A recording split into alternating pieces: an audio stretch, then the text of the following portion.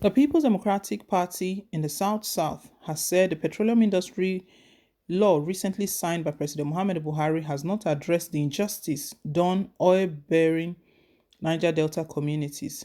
This is contained in a statement by Chief Dan Orbih, National Vice Chairman South of Nigeria's main opposition party on Tuesday. Niger 247 News reports that Buhari had signed the PIB into law on Monday in Abuja to further address challenges of development in the Niger Delta region. Orbih, however, in the statement which he personally signed, described the law as not only insensitive but a brazen act of injustice. He said that the president had ignored the huge outcry of the people of the South over the meager allocation of 3% to the oil-bearing communities in the new law. According to him, the gaps in the law will only bring back the agitation for resource control by the people of the region. He expressed dismay that the president hurried to assent to the disputed bill, adding that it did not mean well for the South. The party chieftain therefore called on the people of the region to reject the ruling party and embrace PDP. The statement reads in part, stakeholders in the South region have taken a critical look at the petroleum industry bill recently enacted into law by President Muhammadu Buhari. Stakeholders note very painfully that it is insensitive to the plight and demands of the people in the Niger Delta who have, over the years, witnessed the destruction of their lands through oil exploration and production. We consider the concession of 3% to oil-producing communities as mere tokenism and a brazen act of injustice which must be reviewed without delay. He added that the president's hasty endorsement of the bill, while ignoring its implication for restiveness in the zone, showed disdain for rigorous debate and tacky attitude towards issues of sustainable development. We condemn the rush to sign into law an wholesome bill still in disputation and may say that we are not at all surprised. We warn that the region could become a ground for renewed agitations and heightened tension as restive youth could mobilize for total resource control in the face of perceived injustice and inequity. According to him, for as long as justice persists, let the government take heed that the clamor for total resource control will continue. We cannot give up on what is rightfully ours, he added.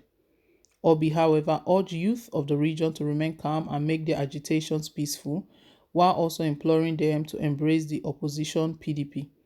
The South will continue to demand justice, equity, and fairness and would legally resist any attempt to subjugate the region economically, politically, and socially. Embrace PDP as it holds the best promise of a better and progressive Niger Delta built on honor, justice, and equity, he said. NAN reports that the petroleum law was in the works for several years and analysts had proposed urgent amendments to some provisions which failed to address the needs of the people of Niger Delta. Let's not be deceived. President Muhammadu Buhari is not for peace. Anytime he talks about we're doing everything we can to ensure that there is peace is maintained. This is not peace. This PIB law that he just signed, giving Niger Delta communities, host communities for that matter, giving host communities 3%. This has still been in debate. Talks have still been ongoing. They've not concluded. They've been dialoguing, negotiations, and stakeholders have been meeting different stakeholders. Even the Niger Delta leaders, their stakeholder, Chief Edwin Clark is the leader. They've been having different talks, and to their surprise, to their amazement, President Muhammadu Buhari ignored all of the concerns raised. One of the concerns raised, and that was mentioned to President Muhammadu Buhari, that one would think that he would take consideration and say, okay, yes, because of this and this, let's move it up a bit. Buhari said he's giving them 3%, giving the host community 3%. The community that all of the damages are done to and they don't get anything, that is still the most underdeveloped, and everything, giving them 3%, and they are going to be taking 10%.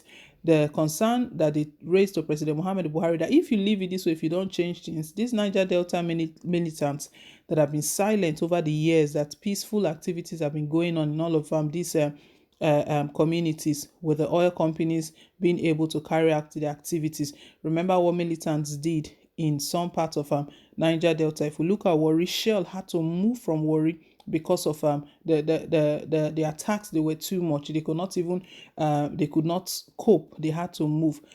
There are even talks that Shell is even looking at moving totally out of the country. So these were the concerns President Muhammad Buhari was told, that increase this thing. If not, restiveness is going to start again.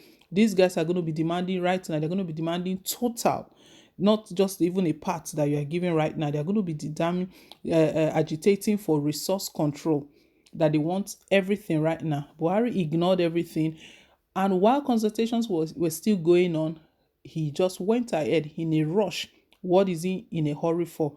What is his mission? Now, it looks like he wants to set the whole country on fire. He wants the Niger militants back.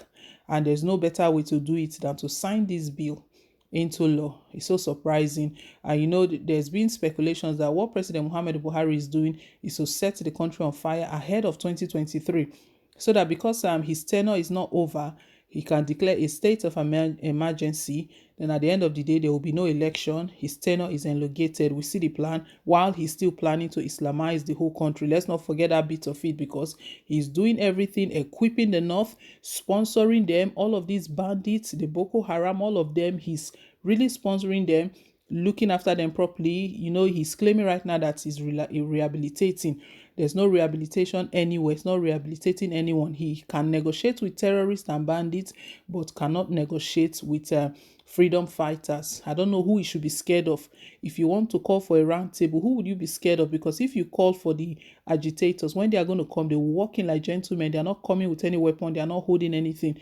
But if you are calling for talks with these bandits, you know what they are bringing. So it's very sad right now. The South PDP chairman, Chief Dan Orbih, is expressing his dissatisfaction that and speaking of the injustice in President Muhammad Buhari's government, that this is so clear that everyone should open their eye, that it's high time everyone unanimously rejects APC and accept PDP. Well, for that, Nigerians, it's up to the electorate will decide when that time comes, because politics is a game of interest. Even PDP itself, we don't know if we can trust PDP itself. They are not in power now. If they get into power, we don't know what they will do. But what President Muhammad Buhari's government is doing, it's really, really bad. We hope that this bill he just signed will not raise further agitations. We already have the ones we are dealing with.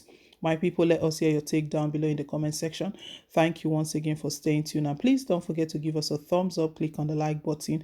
And if it's your first time, you're welcome, guys. Please hit on the subscribe button. Thank you. Till I come your way again with more updates. Bye.